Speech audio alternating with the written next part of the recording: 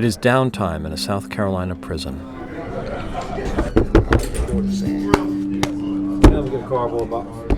The playing cards are worn from use. Ooh, look at the money, look at the money. But their images convey urgency. Each one the face of a missing person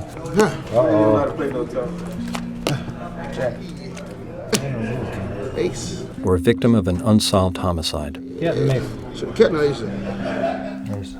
Zach Kennard. There's Scott. Lorraine and Tom Lucas know the faces and stories behind each card. Okay. Let's see if you see Mickey McCraw. Yeah. Mickey McCraw, yeah. Everybody on here is a real face, a real family, a real victim. It just breaks your heart. After hearing about a similar program in Florida, Mr. Lucas worked to create a deck of cards for South Carolina.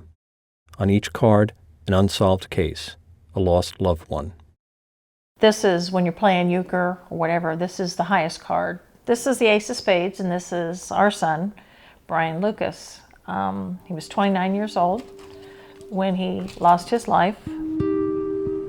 Our son was lost in a quadruple homicide. The Aces. The 4 employees murdered at the Superbike Motorsports shop in November 2003. And right now, you got nothing. You got a void. That's what you need? What's up, Dirk? That's what I need. I need it too. In the card game called Casino, aces are worth 1 point. The 10 of diamonds is 2 points. Whoever gets the most cards at the end is 3 points. And the deuce of spade is 1 point.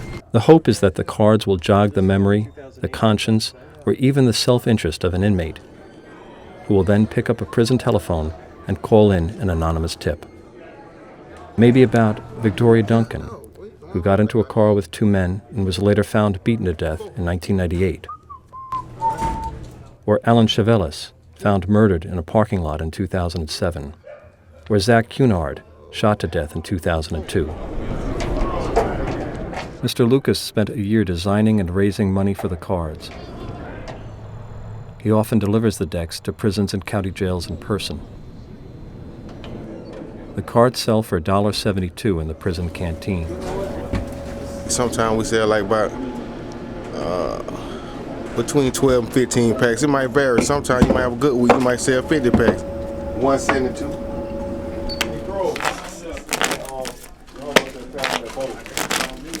Some of the money covers the cost of production, and some goes to the Crime Stoppers program.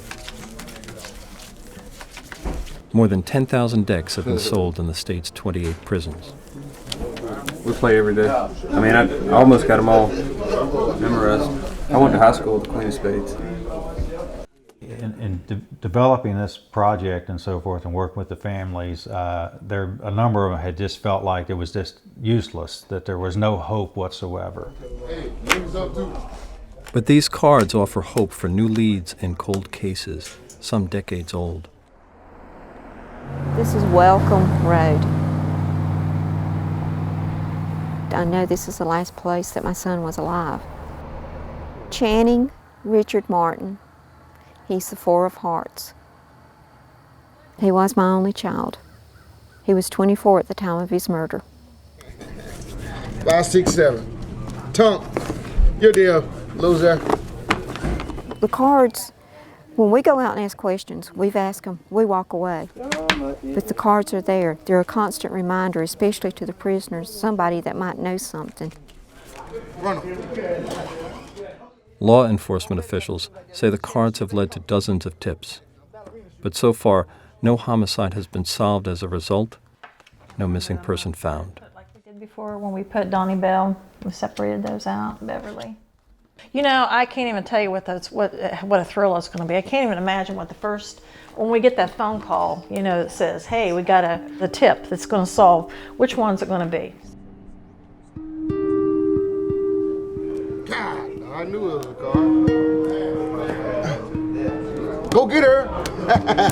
Oh, wow. Uh-oh. Not to play no tough, man. I ain't playing no well.